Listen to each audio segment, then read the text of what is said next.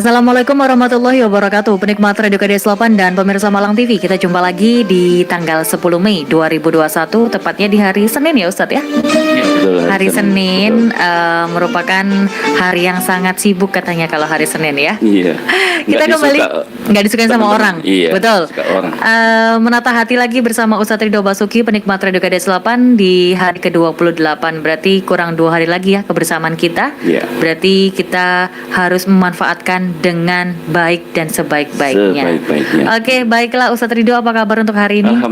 Alhamdulillah baik ya Ustadz ya. Selalu ceria, selalu baik. Baiklah, penikmat Radio KDS 8, kita berdua juga ingin mengucapkan terima kasih kepada Shelly Collection ya. Shelly Collection, terima kasih yang mendukung. Kita jadi lebih matching gitu ya. Kan ya, lebih kena. Untuk Anda gimana gitu? Saya juga ngerasain gitu. Kita lebih klop gitu ya Ustadz ya.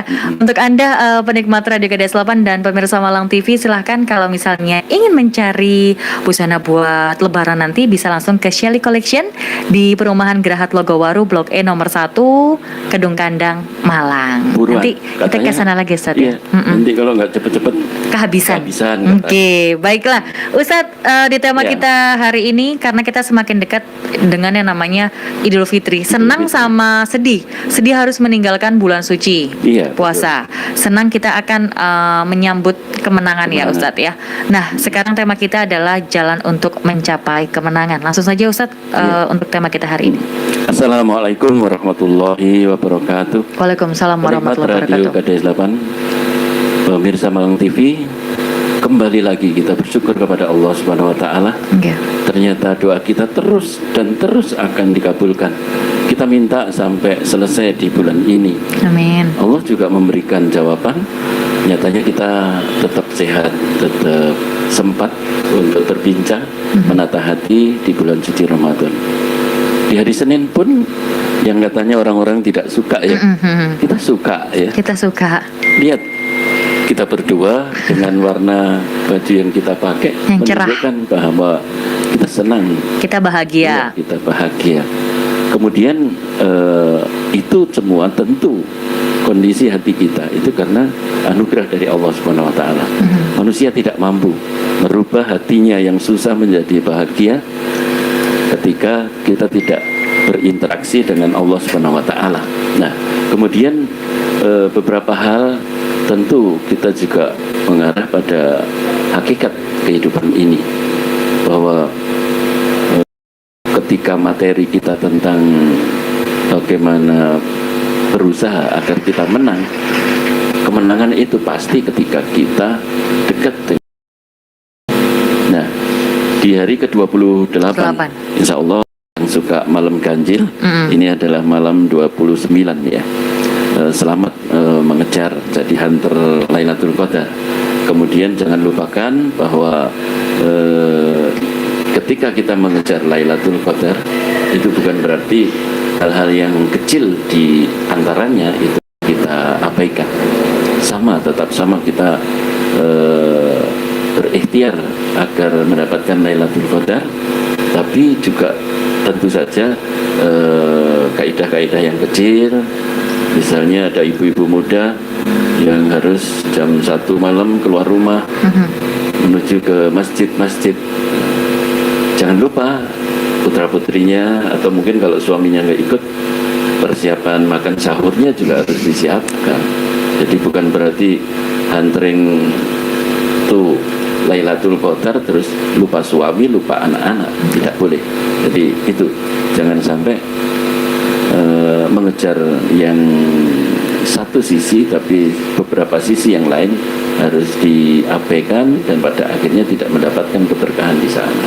Nah, di juz 28 Anda bisa melihat di sana beberapa materi, dan yang termasuk surat yang ada di wilayah sana adalah As-Saff ya.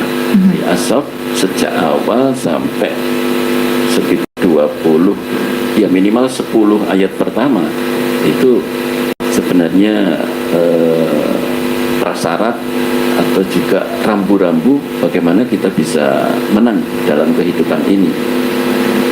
Bahwa dikatakan kehidupan itu sesungguhnya perjuangan. Kehidupan itu sesungguhnya adalah peperangan.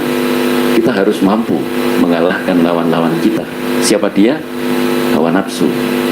Hawa nafsu tidak lain adalah biangnya adalah setan.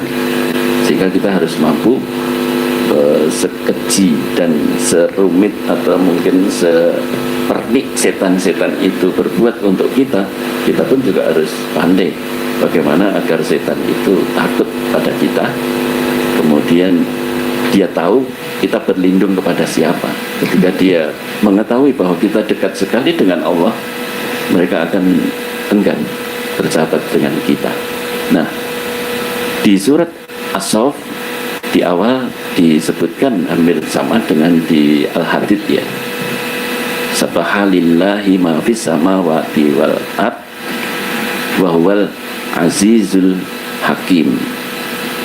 Jadi semua yang ada di langit dan di bumi itu bertasbih kepada Allah, menunjukkan bahwa dikatakan di sana dialah yang maha perkasa dan maha bijaksana. Aziz itu maknanya perkasa, kuat. Kemudian Al-Hakim adalah bijaksana. Nah, kelanjutan ayat itu juga mengarah pada bahwa pada akhirnya ketika kita berlindung kepada Allah pasti akan dimenangkan. Banyak kejadian-kejadian yang di luar nalar manusia ketika pasukan itu dekat kepada Allah, dekat dengan Allah, maka endingnya adalah kemenangan bagi pasukan tersebut. Ya. Sama ketika kita melihat tinju atau perkelahian yang lain, ketika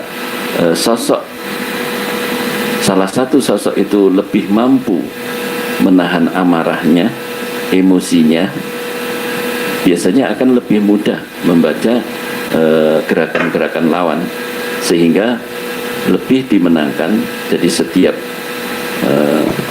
winner ya, itu selalu didapatkan kepada mereka yang lebih tenang, lebih waspada. Akhirnya kehidupan kita sehari-hari itu juga hakikatnya sama. Kita di dalam sebuah ring, di ring kehidupan kita itu ya ini.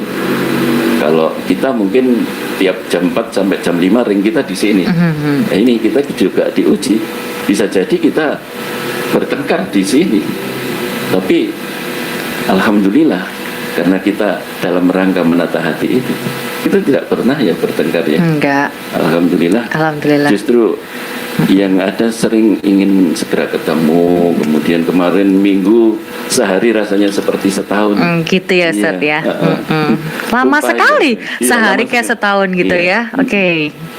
Ditemani Mas Dadang ya kemarin ya. Kemudian yang tidak kalah pentingnya terkait dengan kemenangan-kemenangan itu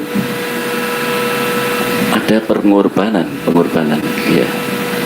Pengorbanan yang sangat spesial selalu saya sampaikan pada penikmat dan pemirsa. Pengorbanan itu identik dengan sedekah sebenarnya. Itu yang selalu saya taburkan di setiap masakan dari ulasan saya. Kita tidak boleh lepas dari namanya bumbu masak kehidupan. Tidak lain adalah sedekah, sedekah. Kita semua adalah kaya raya karena kita berlindung kepada Allah yang maha kaya raya. Ketika kita dekat dengan sang pelindung, berarti kita juga termasuk dan bahkan harus membuat diri kita kaya raya. Apa buktinya? Kita mampu memberi kepada yang lain, berarti kita kaya. Tangan di atas lebih kaya daripada yang tangan di bawah. Nah, kita berlomba-lomba itu. Enak Ustadz yang ngomong, sampean duwe bayaran, sampean duwe nyobrono harta. Iya, saya juga berasal dari nol besar. Ya, kenyataannya juga bisa harus kesana kemari membawa inkubator Semalang Raya ya. Kita pinjamkan gratis, tis. Kita juga ngurus yayasan di Nurul Izzah. Di Di sana ada panti, ada anak-anak panti. Kemudian di sisi lain juga terkait dengan dakwah, kita juga siar kesana kemari, juga tidak ada direktur dakwah ya. Kalau ada direkturnya kan berarti ada jabatan, ada investasi dan lain sebagainya. Kita hanya mengandalkan jadi karyawannya Gusti Allah. Nah, itu Anda melihat sendiri, jadi sosok yang kalau dipikir tidak mungkin bagaimana mengatur itu semua, harus untuk anak istrinya, harus untuk transportasinya. Tapi kenyataannya juga termasuk kesehatan, alhamdulillah pada akhirnya Allah juga menyehatkan. Ini menurut saya termasuk salah satu kemenangan. Anda tidak boleh menjadi bukan pemenang. Anda termasuk bagian dari siar ini. Anda termasuk bagian dari dermawan acara ini. Ketika mendengarkan, berbagi. Ketika Anda bertanya, saya menjawab. Pendengar yang lain juga ikut jadi tahu. Walaupun tidak ikut bertanya, menanyakan tentang toharoh, tentang kesucian misalnya. Ketika ada penanya, yang lain mendengarkan. Kemudian ketika saya menjawab, Anda tahu, Anda paham, dan yang lain ikut punya ilmu, tambahan ilmu tentang toharoh itu. Ditambah lagi sekarang sudah YouTube ya. Masya Allah, ini sudah level world, dunia. Jadi pahalanya juga tingkat dunia dong. Nanti kita sama-sama merajuk pada Allah Subhanahu Wa Taala. Ya Allah, sudah YouTube, ya Allah sekarang. Pahalanya juga yang setara dengan langsung dunia ya. Betul. Itu. Jadi dunia maya ketika kita rubah menjadi sesuatu yang menjadikan dunia nyata. Dunia maya fasilitasnya lewat YouTube, tapi bisa berubah jadi dunia nyata tentang keberkahannya pada kehidupan kita. Kita semua pasti akan merasakan. Yang belum datang ke sini, nanti kita jelaskan. Nanti kita ngopi bareng ya. Ya. Harus sama saya Ustadz. Oh iya kan? Iya ya. Kita. Gandeng ya kita ya. Oke, baik. Oke, cukup penikmat Radio KDS 8 pada intinya kalau kita ingin mencapai sesuatu memang butuh pengorbanan Ustaz ya. Pengorbanan, perjuangan. Betul. Iya, tapi tidak lupa bahwa sesungguhnya pejuang yang pejuang tangguh itu sesungguhnya sedekah tadi itu. Sedekah tadi. Oke, baik penikmat Radio KDS 8, silakan yang mau SMS ini ya udah normal bisa di 089669058-3x9, WhatsApp juga silakan ataupun telepon di 034130215337 seputar puasa boleh, Islam juga boleh, apapun boleh. Ustadz Ridho nanti akan menjawabnya, tapi kita jeda iklan dulu berikut ini, jangan kemana-mana, tetap bersama kami.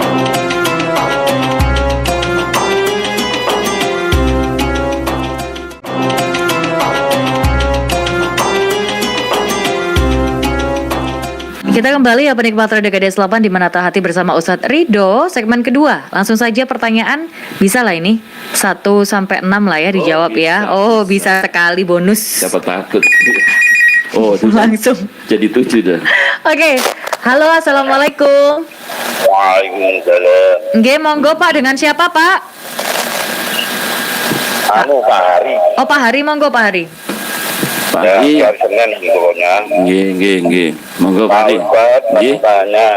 Nggih. Kita mengatakan hubungan kepada Rasulullah SAW itu kita memang harus mengerjakan semua perintah-perintahnya baik benar dan sebagainya. Apakah boleh kita tambah dengan menyebut beliaunya dengan kata kita yaitu ya Sayyidi ya Rasulullah, ya Sayyidi ya Rasulullah, itu apakah boleh? Terima kasih Ustaz. Assalamualaikum. Waalaikumsalam warahmatullahi wabarakatuh. Monggo Ustaz silakan. Sebutan-sebutan kembali lagi innamal a'malu binniyah. Jadi perbuatan itu kembalinya sesuai atau tergantung pada niatnya. Kalau niatnya untuk penghormatan, niatnya untuk menghargai karena beliau begitu ikhlasnya berjuang untuk memberikan penerangan pada kita semua. Itu boleh dengan sebutan Sayyidina. Kemudian yang tadi panjenengan ucapkan juga tidak ada masalah. Yang penting ada umpan papan ya. Kapan kita harus menyampaikan itu dengan jelas sekali ketika kita bersama-sama duduk bersama satu komunitas yang homogen ya. Maksudnya ini dalam rangka tasamuh, saling menghormati dengan yang lain, karena Indonesia itu Bhinneka Tunggal Ika, sehingga ketika kita benar-benar dalam satu komunitas yang homogen, misalnya jamaahnya panjenengan semuanya, ada Ustadz Ridho misalnya, nggak masalah itu. Tapi kalau sudah jelas di situ ada komunitas panjenengan, di sebelahnya juga komunitas teman-teman yang lain yang tidak setuju atas sebutan Sayyidina atau yang lain, itu sebaiknya tidak dilakukan, apalagi dijelas-jelaskan. Ono dasari, ono dasari, semuanya punya dasar ya. Jadi itu nanti akan menjadi khilafiyah yang tidak sehat, sehingga kembali lagi saya sampaikan tidak ada masalah, dibolehkan, kembali pada niat kita untuk apa. Nah kemudian tetap tepo seliro dengan kelompok-kelompok atau komunitas yang lain ketika kita ingin menyampaikan yang teman-teman yang lain tidak sampaikan, gitu. Harus diupayakan homogen dulu. Tidak, ini untuk semuanya harus seperti saya. Iki sing rada repot. Jadi saya tidak memberikan rekomendasi seperti itu. Ketika kita homogen, please, tidak ada masalah. Oke. Di nomor 2 ada Mas Tony. Assalamualaikum Ustadz Ridho. Bagaimana hukumnya memakan kepiting atau rajungan? Haram atau makruh atau halal? Ya, sementara ini juga masuk kelompok khilafiyah ya. Untuk yang kepiting yang saya tahu sudah masuk dalam tidak bertentangan, jadi bisa dimakan. Untuk yang lain masih antara makruh ya. Jadi menurut saya itu masih dalam subhat ya. Makanya kalau saya lebih ke kepiting di gondol itu. Enak itu Ustaz. Gak boleh nyebut ya. Iya. Ayo. Iya. Nyebut inisial saja. Iya. Oke, kepitingnya tuh di gondol sana. Habis lebaran ya. Inisialnya gondol. Oke. Iya. Habis lebaran kita ke sana. Baiklah, hamba Allah. Pertanyaan ketiga.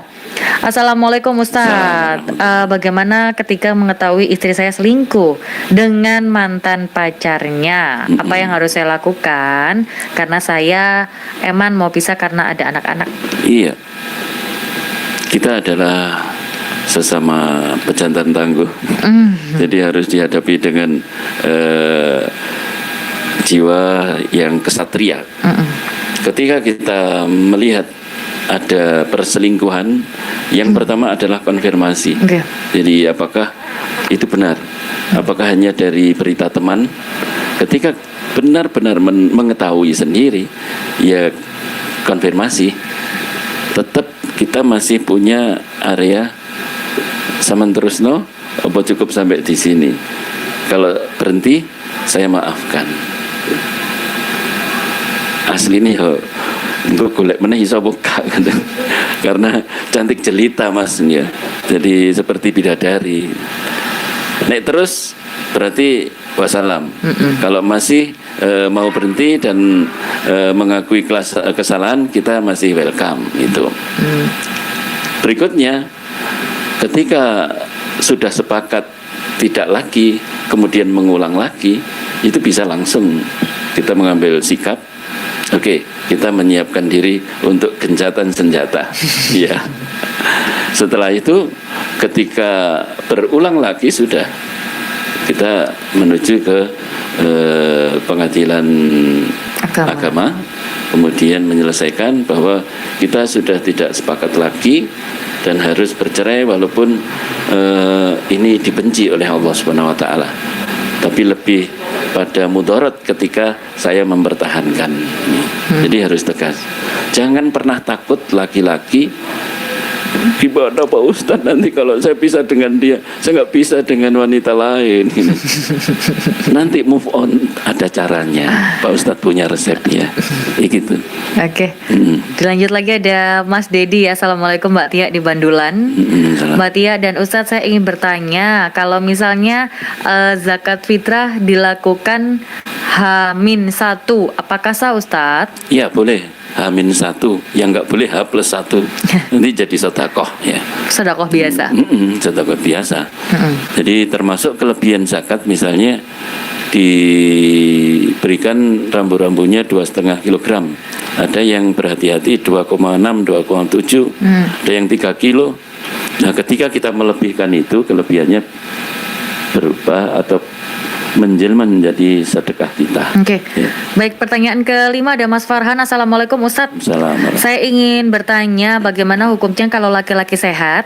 Laki-laki kan tidak ada datang bulan nih Ustadz. Ya, Tapi sehat. kemarin karena kerjaan yang begitu menguras tenaga, akhirnya saya puasanya saya batalkan. Ya. Itu fidyah atau seperti apa hukumnya? Ketika kita tidak mampu karena kesehatan kita, kan termasuk kesehatannya, menahan laparnya sudah akut ya tingkatnya, boleh membatalkan puasa, berarti diganti dengan berpuasa di hari lain. Jadi bukan fidyah ya. Bukan fidyah. Karena bukan kondisi sakit ya. Misalkan pingsan, baru setelah itu membatalkan puasa, pingsan ini bisa disikapi masuk udzur syar'inya sakit sehingga bisa dibayar fidyah. Oke. Pertanyaan ke-6 di SMS ya. Assalamualaikum Mbak Putri. Ustadz, saya mau tanya, kalau misalnya lagi puasa terus kecelakaan luka, apakah itu harus membatalkan puasa atau tidak? Luka tidak membatalkan puasa. Ketika kita masih mampu melanjutkan puasa, lanjutkan saja. Lanjutkan. Baik, sudah 6 pertanyaan Ustadz ya. Nanti kita Boleh lanjut nambah lagi di kalau masih ada. Ada, tapi nanti dulu. Kita simpan dulu di segmen ketiga ya. Penikmat Radio Kadai Selamat, jangan kemana-mana, tetap bersama kami, tetap di Menata Hati.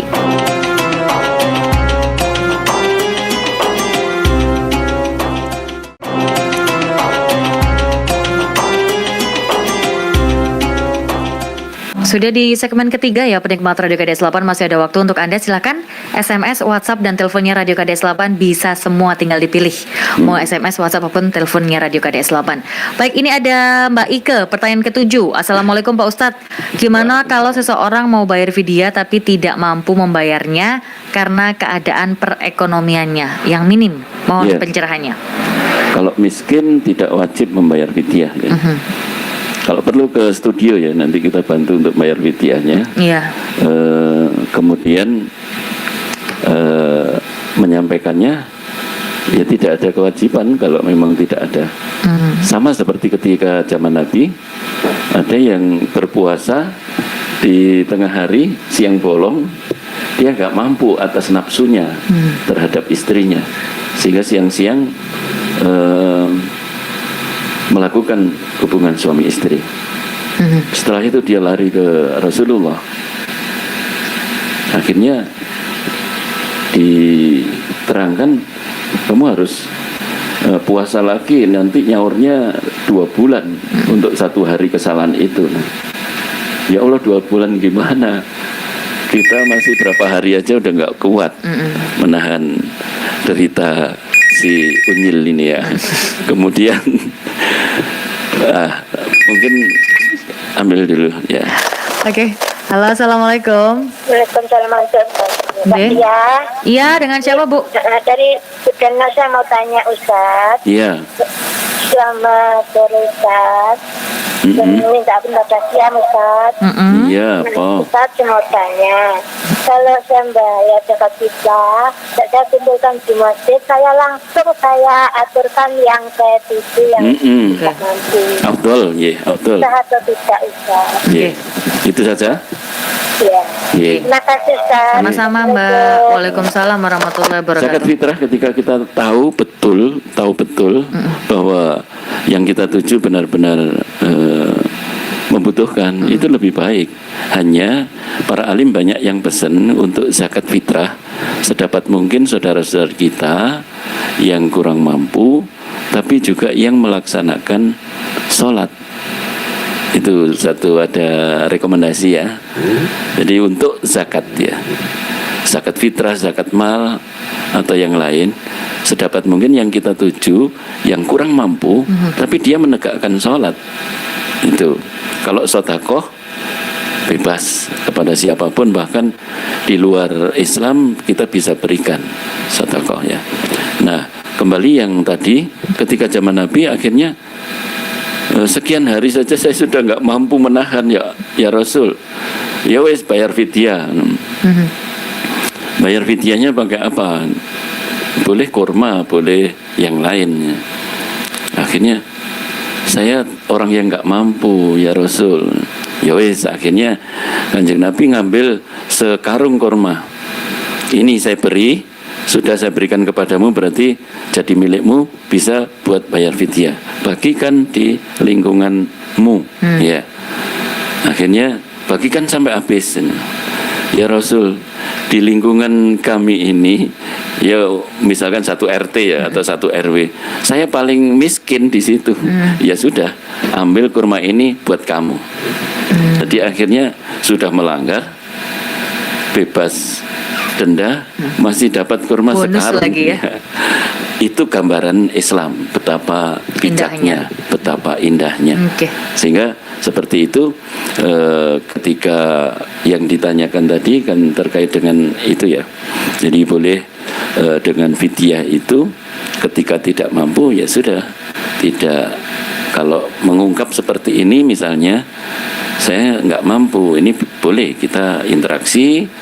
Kemudian kalau kita tahu misalnya bisa memberikan bantuan, jadi kepada yang seperti ini itu bisa minta bantuan ke lingkungan sekitarnya ya.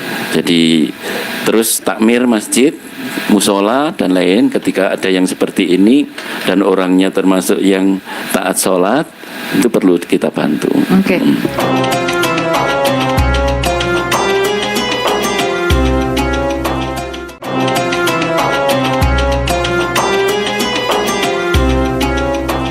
Baik, selanjutnya ada Mama Ira. Assalamualaikum Ustadz Ridho dan Mbak Tia. Pertanyaannya adalah, apakah perceraian itu diperbolehkan tetapi tidak disukai Allah? Bagaimana jalan keluarnya yang terbaik?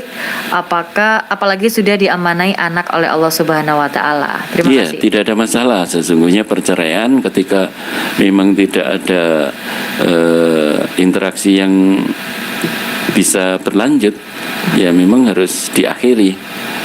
Nah, hanya etikanya, ingat, tidak ada mantan anak, sehingga suami, terutama suami, itu tetap bertanggung jawab atas anak-anaknya. Jadi pertama dapat atau punya anak 3, bercerai. Ketika bercerai, nafkah untuk anak tetap berjalan. Terus nikah lagi, punya anak 3 lagi, bercerai lagi, ya Allah. Berarti anaknya sudah 6, harus ditanggung. Tolong. Cerai lagi. Jangan, nauzubillah min dzalik. Nah iya makanya tanggung jawabnya seperti itu. Tapi kalau kawin cerai tanpa melihat kaidah itu, ya jelas kita berdosa sekali. Jadi jawabannya, bercerai boleh, tapi Allah tidak suka, memang dibenci oleh Allah perbuatan itu. Tapi boleh, dibolehkan karena itu. Makanya boleh yang pada akhirnya Allah mengakhiri kebenciannya adalah ketika kita melaksanakan kaidah. Memang saya harus bercerai karena ini dan itu misalnya. Tapi kaidah-kaidah Islamiyahnya tidak ditinggalkan. Tidak bercerai dengan perang-perangan, kemudian ini memutuskan silaturahmi yang bagaimana atas permusuhan yang tidak ada habisnya misalnya. Ya harus dengan baik-baik, apalagi interaksi dengan putra-putrinya, saling menjaga. Apalagi kalau dua-duanya nanti sudah sama-sama menikah lagi, ini juga ada etikanya lagi. Ini yang harus jadi konsekuensi kita. Jadi makanya yang belum bercerai atau yang tidak ada masalah, jangan pernah membayangkan punya masalah, karena nggak nyaman. lebih baik yang tidak bercerai daripada yang bercerai. Sumpah ya. Iya, sumpah, Anjan. Oke, kita lanjut lagi. Assalamualaikum Ustadz, kalau bayar zakat fitrah dari uang berhutang bagaimana? Karena kondisi saat ini masih minim adanya uang dari pinjaman atau hutang dari Bunda Ara. Iya, ketika itu benar-benar terjadi, sebenarnya dibolehkan. Jadi utang tiga bayar zakat fitrah oleh apa itu, karena miskin ya, gak mampu berarti kan miskin, oleh zakat fitrah tiga nyaur, itu pun boleh, tidak ada masalah. Yang penting ada etika, keinginan membayar zakat fitrah supaya terbayar, karena ini kewajiban semua nyawa yang hidup ya. Sehingga ya cari pinjaman, segera bayarkan zakat. Nanti akan banyak zakat yang ke sana, terus Anda bisa nyaur utang ya. Kemudian hal yang lain, mungkin ada yang punya utang akikoh juga. Akikoh boleh dengan pinjam koperasi supaya cukup untuk beli kambing. Itu boleh juga. Oh boleh ya Ustadz? Boleh. Baik, ada Mas Muksin di Tegalwaru mau tanya, sebenarnya beli baju baru saat hari raya itu penting apa tidak kalau secara Islam? Kayaknya kemarin pernah tanya gitu ya. Mas Muksin juga? Iya, tak ketol maring ini. Itu dikirim kembali itu mungkin ya. Tak cetol tenan nek lewat kene hari ini. Beli baju baru baik sekali ya, tapi tidak wajib bagi ajaran Islam. Karena dicontohkan Nabi suka baju yang baik. Kanjeng Nabi juga suka wangi-wangian. Kanjeng Nabi suka ya sesungguhnya kalau yang sekarang modis juga. Kanjeng Nabi itu beliau performanya bagus, terus cara berpakaian juga tidak ketinggalan, artinya update juga kalau bahasa-bahasa sekarang. Pakai wangi-wangian juga. Kemudian dia juga termasuk tipe-tipe yang pandai bergaul dengan istrinya, dengan tetangganya, bahkan dengan anak-anak kecil dia juga akrab. Ini gambarannya seperti itu. Kalau kalian termasuk orang tua yang ditakuti anak-anak kecil, harus pelan-pelan merubah. Kanjeng Nabi gak kayak ngono. Kanjeng Nabi dekat, akrab, kadang-kadang dilama sama anak-anak kecil itu. Saya juga sedang belajar itu. Wah, kalau Ustadz dengan anak-anak kecil. Ustadz sudah terbukti. Itu gitu. Saya tahu sendiri gitu ya. Oke, Mbak Tia, Ustadz Ridho Banyol ya. Oh iya, lucu sekali Ustadz Ridho nih ya. Baik, penikmat Radio KDS 8, cukup ya untuk pertanyaan di segmen ketiga. Nanti kita lanjut lagi untuk di segmen keempat. Jangan kemana-mana, kita iklan terlebih dahulu.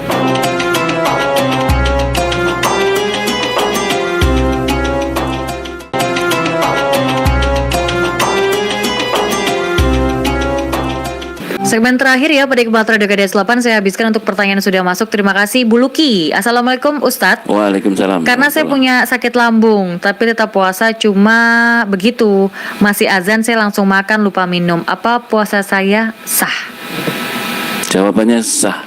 Jadi puasa itu membatalkan puasa kan tidak harus minum ya. Dalam arti makan itu juga hanya untuk yang mahnya akut atau asam lambungnya suka naik, itu juga makan, tapi kan tetap diawali dengan minum dulu supaya dinding-dinding lambung kita menjadi lebih siap untuk menerima, untuk mencerna makanan-makanan yang masuk. Justru itu. Kemudian diawali buah juga baik secara medis ya. Kalau dulu kan buah itu setelah sebagai penutup makanan. Kalau sekarang lagi ngetren buah duluan baru makan. Tapi yang penting setelah adzan maghrib itu buluki, jadi nggak ada masalah ya. Minum dulu, makan dulu, sah saja. Baik Ustadz. Mbak Eka Juwita, Assalamualaikum Ustadz. Saya diajak menikah sama seorang lelaki, tapi ketika saya cari tahu dia tidak pernah sholat nih Ustadz. Jadi pertimbangannya, haruskah saya menolak ataukah saya bisa tetap merubahnya? Yang penting untuk melangkah itu muslim dulu. Ketika dia beridentitas muslim, insya Allah itu syukur ada waktu-waktu sebelum menikah itu ada harapan senang-senangnya. Kalau orang sudah senang itu biasanya apapun yang dikatakan kekasihnya dia akan nurut ya. Nah, dia suruh sholat itu. Nah, setelah itu kalau ada tanda-tanda kebaikan ya, tapi itu sudah bisa diterima karena sudah seiman Muslim. ya. Oke, baik, kita angkat telepon ya. Halo, assalamualaikum. Waalaikumsalam. Monggo. Pak Boces, Pak Ismoyo. Iya, Kakang Boces, tunggu sampean iki Pak Ustad. Iya, kenayan tiba Nggih, bener. Pak Oke. Ustaz kenayan ya? Inggih. Panjenengan Beci, Beci, nah ya Beci. SD Beci. Saya punya saudara yang suka jualan layang-layang itu. Oh, lah, meninggal itu. Iya, sudah meninggal. Oh, namanya Ngadenan ya? Iya, itu juga. Tetangga saya itu Pak Ustaz. Iya. Pak Ustaz tanya ini ya, Iya, masalah monggo. sholat ya. Di lingkungan saya itu kan banyak surau langgar. Langgar ya. Saya ini kalau sholat, pedomannya langgar yang terdekat itu sudah adzan. Gitu. Iya. Kemudian setelah adzan saya melakukan sholat. Kok langgar yang lainnya? Adzan juga. Itu gimana? Sholatnya dilanjutkan. Oh gitu ya. Dilanjutkan. Jadi ketika Kenapa kita enggak, Ustaz? dengar sholat, tapi Ya. kita lebih dulu melakukan aktivitas, maka aktivitas itu bisa dilanjutkan. Sama ketika sholat Jumat di masjid, ya, masjid Ya. besar misalnya. Ketika jenengan masuk, kemudian sholat tahiyatul masjid misalnya, Ya. nah, jenengan sudah takbir, baca doa iftitah, ada adzan. Ini Melanjutkan ya. lanjutkan sholatnya. Tapi ketika jenengan masuk masjid, sudah tahu muadzin sudah berdiri, terus jenengan balapan karo muadzin ini cepet-cepetan daripada nanti nunggu berdiri, nah itu Enggak ya, kali. saya tanyakan itu sah apa enggak ya? Oh sah. Sah ya? Sah, nggih. Nggih, tetap Oke. sah. Berarti Pak Ustadz tetangganya. Aneh. Ya, iya. Nah, wes Iya, sampun. sambal-sambalan. Waalaikumsalam warahmatullahi wabarakatuh. Baik Ustadz, waktunya sudah habis. Silakan untuk kesimpulan kita hari ini. Iya. Dari apa yang kita bahas, kita sharing, kita renungkan, akhirnya kita harus pada satu titik kesimpulan bahwa sebuah kemenangan itu adalah hak kita untuk kita raih. Setiap kita berhak menjadi pemenang. Karena Allah membentangkan semua itu dengan berbagai syarat dan prasyaratnya. Ingat, Islam tidak pernah mengajarkan kita gratis. Allah tidak pernah ngajarin kita gratis. Semuanya harus ada ubur rampen atau sesuatunya. Jadi sebagai bayaran. Jadi untuk itu kemenangan bayarannya adalah perjuangan. Bayarannya adalah ikhtiar. Bayarannya adalah sabar. Bayarannya adalah teliti.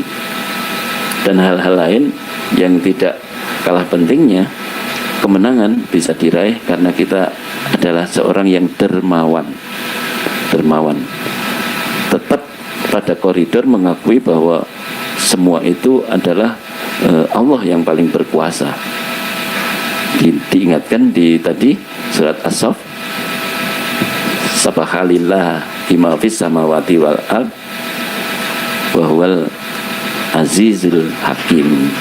Itu maknanya kita tetap pada koridor, tidak boleh merasa ketika kita sukses ini karena kerja keras saya, karena saya tidak kenal lelah makanya pantas saja saya mendapatkan kemenangan ini. Tidak sama sekali, semuanya hanya Allah yang memberikan kemenangan.